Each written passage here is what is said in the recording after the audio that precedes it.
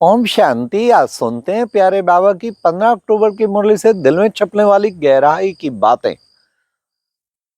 आज बाबा ने कहा कि बच्चे देखो, आत्मा कितना तीखा रॉकेट है। 1 सेकंड में शरीर छोड़ के दूसरे शरीर में जा प्रवेश करता है। बिल्कुल सब कुछ फिक्स है बच्चे। ये ड्रामा बना हुआ है, इसमें जरा भी इसकी एक्यूरेसी में फर्क नहीं आ सकता। ये ड्रामा एक्यूरेट है।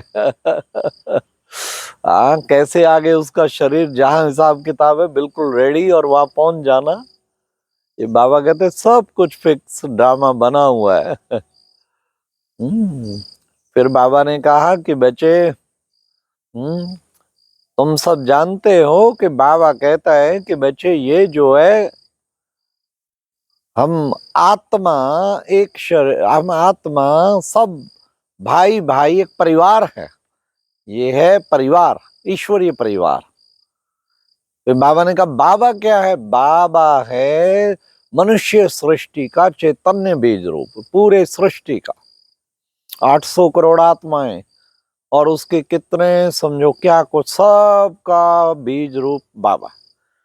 बाबा नॉलेजफुल भी है। आज बाबा ने कहा सर्व का सदगति दाता बाबा ही है, उसके अलावा कोई सदगति कर नहीं सकता।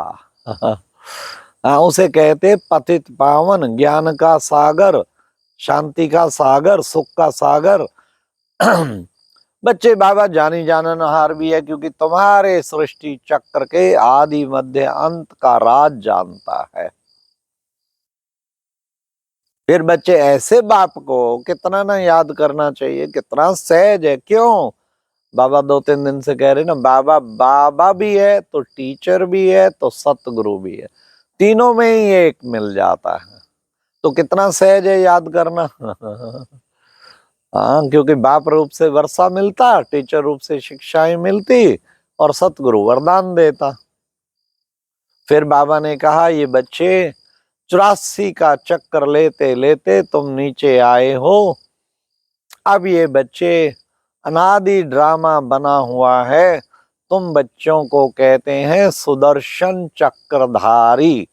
तुम सब हो सुदर्शन चक्रधारी। बच्चे सुख दुख का खेल है। तुम सतयुग में बहुत सुखी थे, फिर आते आते अब बिल्कुल दुखी हो गए। अब फिर बाबा आके सुखी बनाता है। फिर बाबा ने कहा सबको कहो जज करो क्या कि ये ईश्वरीय संप्रदाय रावण संप्रदाय में क्या फर्क है। फिर बाबा ने कहा कि बच्चे ये रुद्र यज्ञ रचा हुआ है, रुद्र माला गाई जाती है ना, ये भी रुद्र यज्ञ रचा हुआ है। इसलिए बच्चे अपना सब कुछ इस रुद्र यज्ञ में अब अंतिम समय में अपना सब कुछ स्वाहा करना है।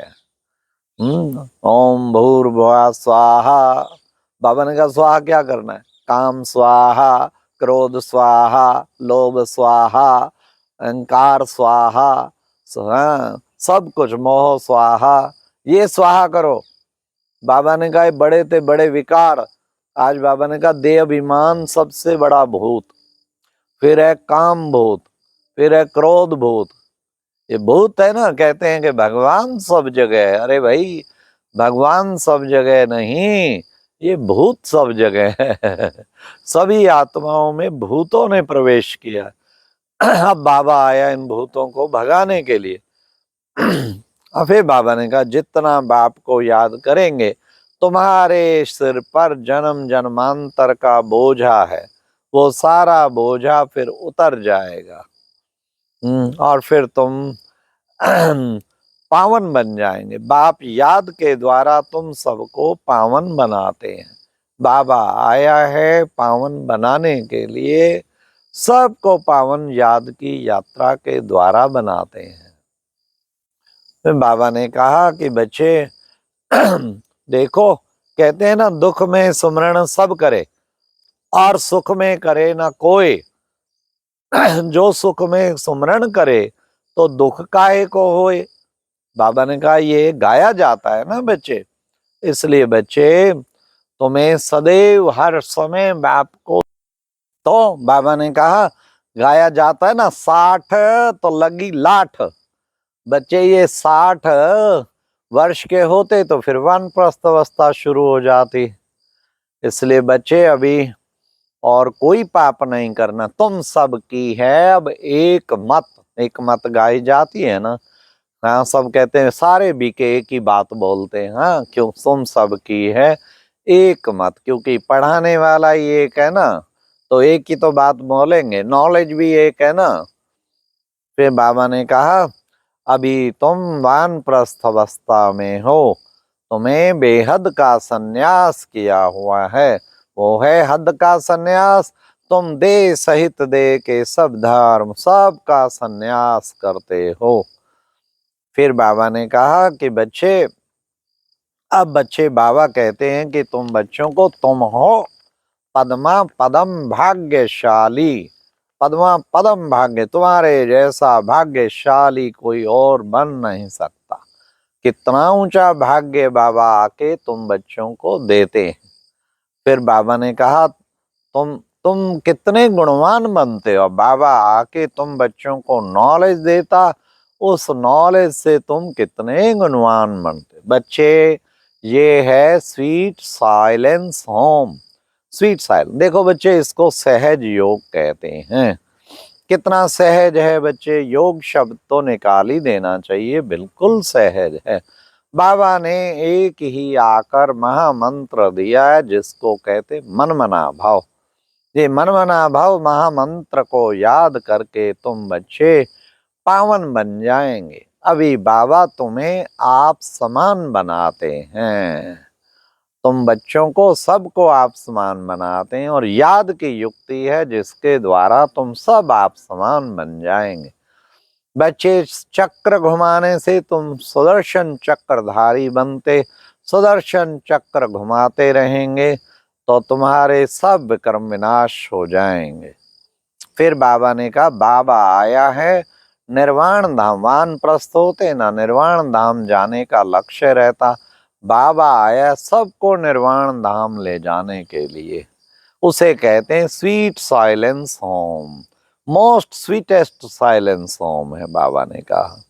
तो उसमें सबको वापस ले जाते। अब बड़ी माँ भारी लड़ाई गाई हुई है, इसके बाद कोई लड़ाई नहीं होनी है। कलयुग अंत और फिर सतयुग की दुनिया आनी। कहते बाबा, सतयुग में भाषा क्या होगी? जो देवताओं की भाषा होगी वही सतयुग में भाषा होगी।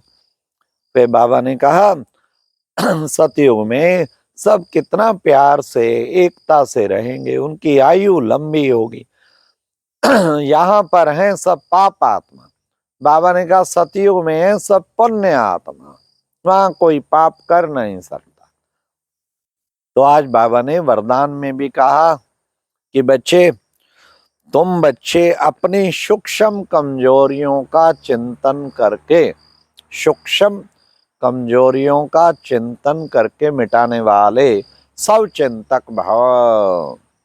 बाबा ने कहा, सब चिंतक माना ये नहीं केवल ज्ञान की पॉइंट रिवाइज करना, एक एक कमजोरी का चिंतन करके उसको मिटाना, ये है असली सब चिंतन।